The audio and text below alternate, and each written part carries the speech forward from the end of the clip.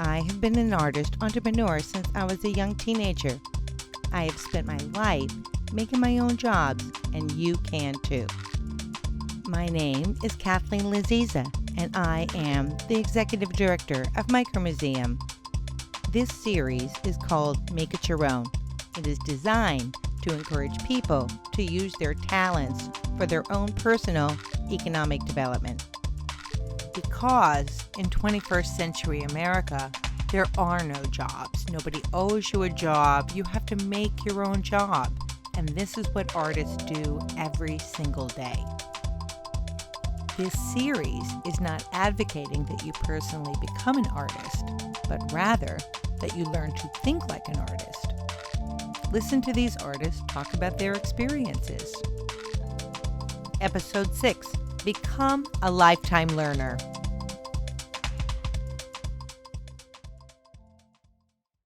Our brains are, evolving, living, plastic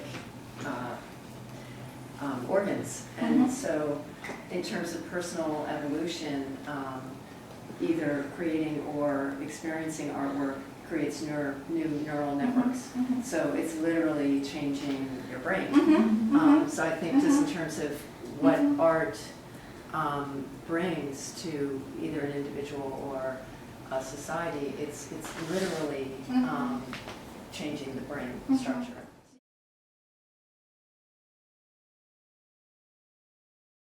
As a child, a friend was really into theater and got all the neighborhood kids to act in a performance of Midsummer Night's Dream. And I, did Puck, and it was fine. But I learned then I was so much more interested in the set design and all all that. And it was great to learn at an early age, like, okay, I'm not the actor, but working with materials and creating environments.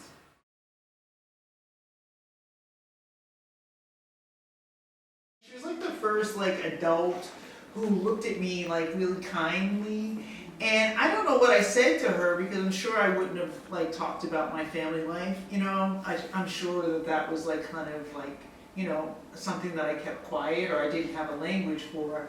But for some reason, she gave me 2 books, and she gave me one called The Egypt Game, and she gave me one about Harriet Tubman. And that book about Harriet Tubman, just saved my life. I mean, so the first story that I ever became famous for, that I ever wrote was about Harriet Tubman. So she's a reoccurring theme in my work.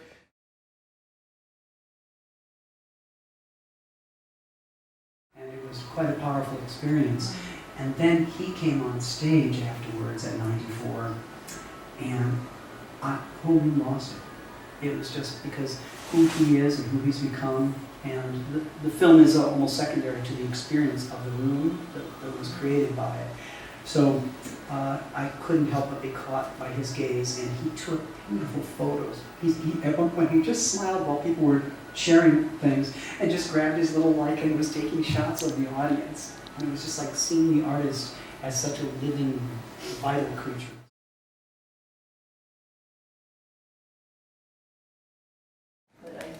People who make art and who experience art very intensely, like you said, we're to guide or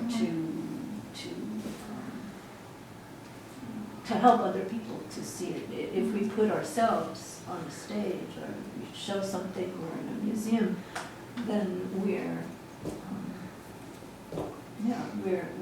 modeling and allowing people to plug into what's inside of them, that part, and I think that's a really regenerative and healthful, and it's a life force.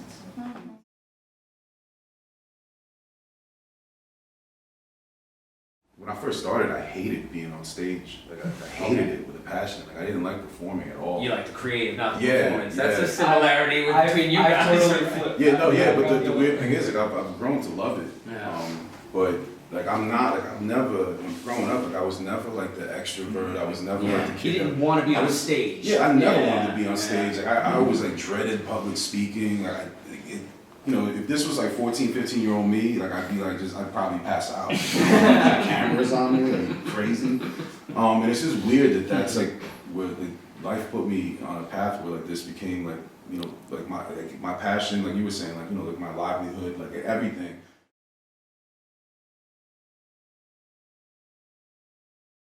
There's an internet video on my feed of a little 13-year-old girl who raised the money and paid her way to Brazil to talk to the grown-ups about what they're doing to the earth. And if you haven't seen it yet, it's beautiful.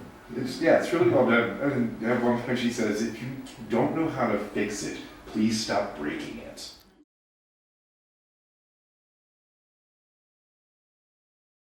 Art is a way of looking at something, a kind of way of viewing something, and I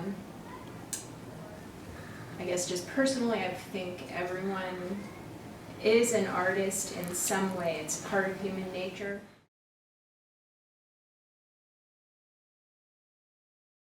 As a designer, I build things for people to use, and it's the most amazing satisfaction when people embrace what you've done, and not just use it, but use it, sort of take it on as their own.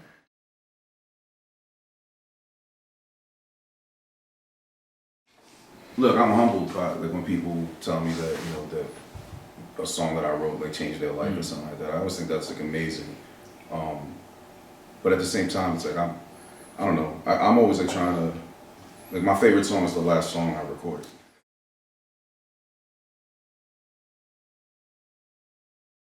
And he said, I go to the theater to be confused. I thought that was not a new idea, but certainly addresses that.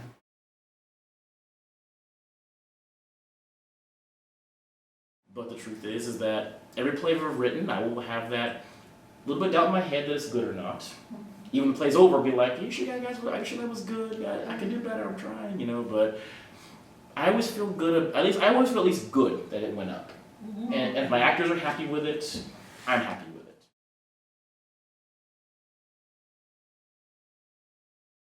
I don't know where any of this is going, but I've been ruminating on that.